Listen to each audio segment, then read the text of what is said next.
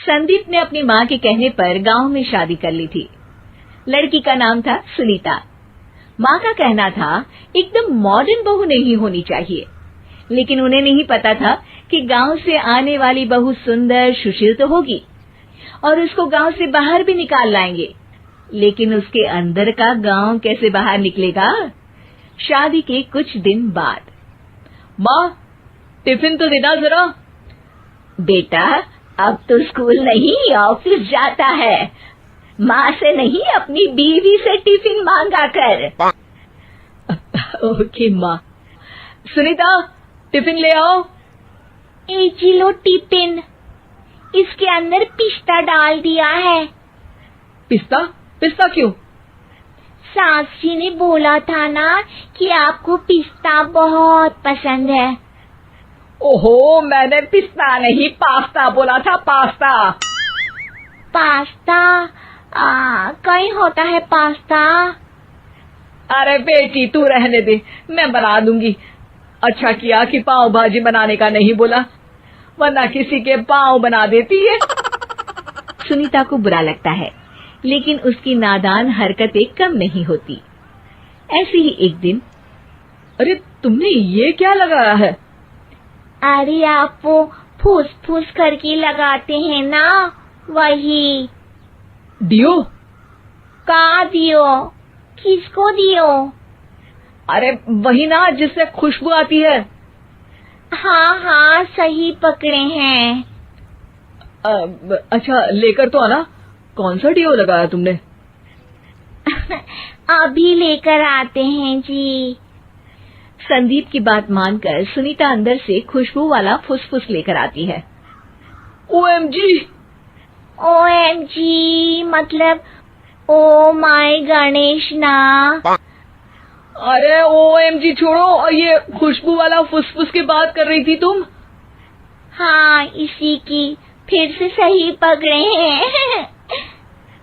अरे देवी, लेकिन आप सही नहीं पकड़े हैं, ये डियो नहीं है। डियो नहीं है तो क्या लियो है? अरे ये रूम फ्रेशनर है, जिसको कमरे में छिड़कते हैं, खुद पर नहीं। कोई बात नहीं, माँ कहती थी आत्मा किराएदार है, शरीर एक किराए का कर्म। हम शरीर पे ये डाल लिए तो क्या फर्क पड़ जाएगा। अरे बहू, ओ बहू, मेरे लिए फल तो ले आ, फिर मैं बाजार जाऊंगी। सुनीता अपनी सास के लिए फल लेकर आती है। अरे बेटा, पपीता, तरबूज और सेब फल ऐसे कैसे खा लूं? काट कर तो ले आ। माँ जी, मेरे गांव में तो खेत से उठा के सीधा खा लेते हैं। अरे ये तेरा गांव नहीं है ना। अरे संदीप, तू ही कुछ समझा देना इसको बेटा। मैं कैसे समझाऊं माँ, ये तो माइक्रोवेव को भी भट्टी बोलती है। कल मैंने बोला हाय कैसी हो, तो बोलती है किसी को हाय नहीं लगानी चाहिए। अरे सुनीता, तेरा क्या होगा? अभी तो कैसे बताऊं माँ जी, अभी हम कुछ करेंगे फिर पता चलेगा क्या होगा, लड़का या लड़की। हे भगवान, कहाँ से आ गई है? रामपुर से जी, आप ही तो लेकर आए थे मुझे। अरे मुझे माफ कर दो। पहले कोई गलती तो करिए जी, आपकी तो सारी गलती माफ कर देंगे हम। हाँ अरे बहू, मेरी बात सुन। फल यानी कि फ्रूट जब भी लाए ना तो काट कर लाना, ठीक है? जी ठीक है माँ जी, फल यानी फ्रूट यानी काट के लाऊंगी। सुनीता रोज ही कोई ऐसी हरकत कर देती जिसकी वजह से उसे घर में दो बातें सुननी पड़ती। एक दिन, माँ मेरे बॉस घर पर आने वाले हैं शाम को, उनका बर्थडे है, फैमिली साथ नहीं रहती उनके, तो यही पार्टी कर लेंगे। उनको अच्छा लगा तो शायद मेरा प्रमोशन भी हो जाएगा।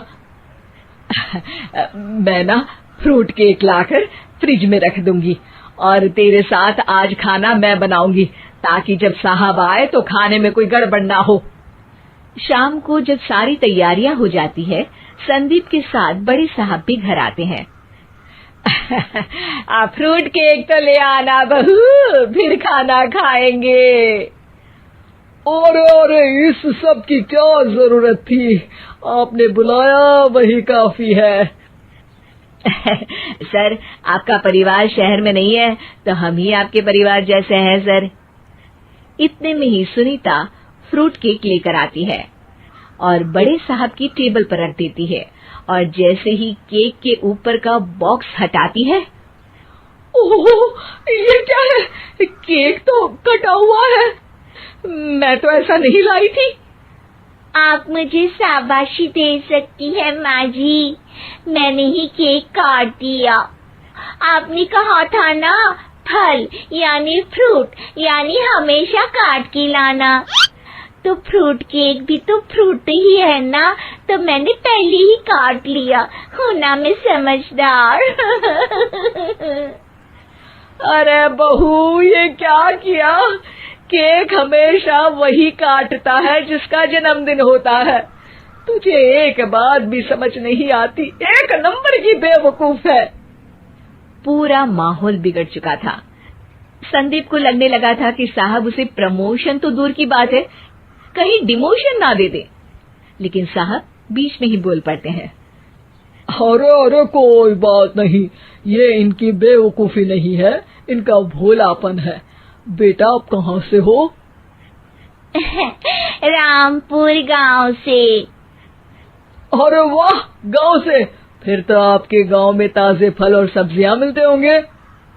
हाँ, सही पकड़े हैं। हम तो काटते भी नहीं, सीधा खा लेते हैं। मैं ना एक बार तुम्हारे गांव घूमने जरूर चलूंगा। क्यों संदीप, ले चलोगे ना? मुझे गांव घूमना बहुत पसंद है। बस फिर क्या था, संदीप और सास दोनों खुश हो गए, क्योंकि साहब को सुनीता ने गांव की बात करके खुश कर दिया था। अब संदीप का प्रमोशन पक्का था। शिक्षा, कभी भी किसी भी गलती पर घबराना नहीं चाहिए। हो सकता है कि उस गलती की वजह से आगे बड़ा फायदा हो जाए।